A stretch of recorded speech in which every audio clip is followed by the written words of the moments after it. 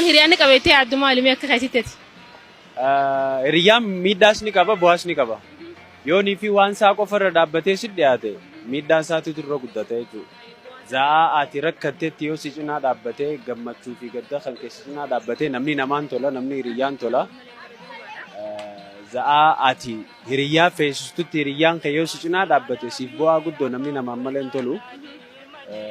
Rakkoo fi balloo fi gammachuu si hojii dabarsinaan hiriyyaan bu'aa guddaa qaba jechuudha. Warreen si miidhus ni jiranii warreen akkanaa kana mee maal jettaati hiriyaa fakkaatanii warreen nama miidhu kanaan mee maal jettaati. Wanni guddaan maali? Abbaan khayruma dalaguudha. Nama isa dhiyaatutti hamtuu dalaguu dhabuudha.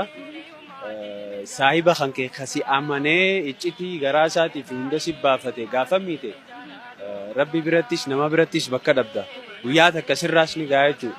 Sanifuu hanga dandeessutti hanga saahibni keessi dhiyaatee rakkoo garaa isaa sitti himatetti ati waan san yoo dandeesse yaadaanillee taatu gargaaruu malee miidhaa irraan ga'uun Rabbi birattis nama birattis dhorkaa waan murate waan facaafatee namni murata borus irra geessee jechuudha.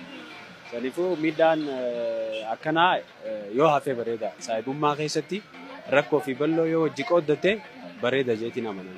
Yoo hiriyaa gaalanni kee waan dhumu meezanaa hiriyaan dhugaa.